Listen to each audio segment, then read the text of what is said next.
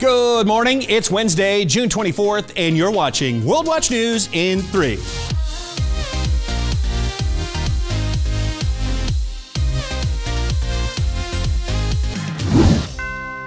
A nation, like an individual, usually acts from complex motives. The words of the 26th President of the United States, Theodore Roosevelt. Complex motives are driving the decision this week to remove a statue of him, this is TR, on horseback, fronting an entrance to the Natural History Museum in New York.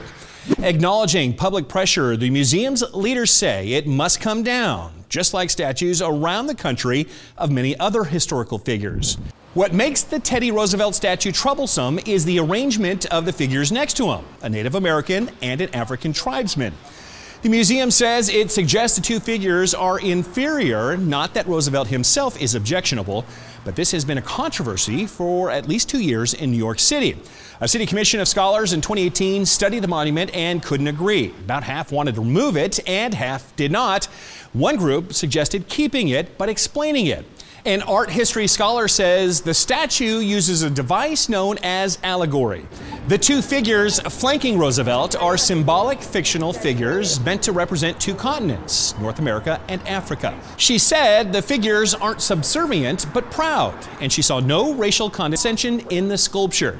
Nevertheless, the museum and the city are in agreement. The statue will come down.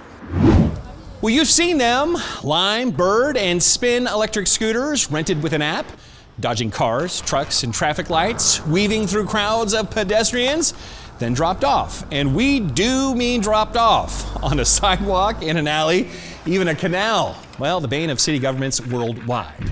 That was a year ago, before coronavirus put everything on hold, including the scooter business.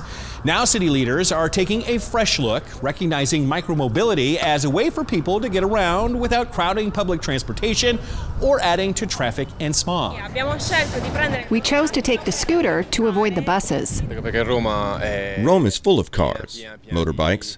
It's not good for the environment. Scooter companies see an opportunity. Lime is taking over Uber Jump scooters, seeing business multiply from Oklahoma City to Washington to Paris, Tel Aviv, and Zurich, relaunching in more than 100 cities worldwide. Spin has seen weekly use jump by 30% since April.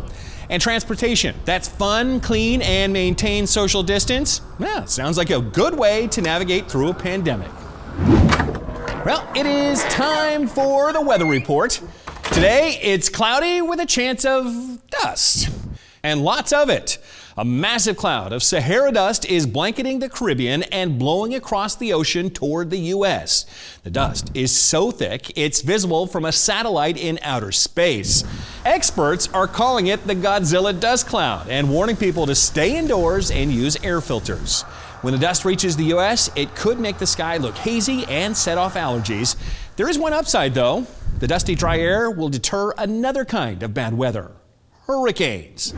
Ouch! Oh, ow! Colorado firefighters were furiously battling a blaze sparked by lightning when they came across this little guy. They managed to dart the young bear with a tranquilizer and carry him to a rehab center where his burned feet were treated and bandaged. He'll be walking a little gingerly for a while, but in 6 to 8 weeks, the youngster should be healed and ready to return to the wild. Ow! Ouch! Well, thanks for watching, everybody. I'm the Big Bash. Make sure you subscribe below. It's right there. It's free, and we'll let you know whenever there's a new program.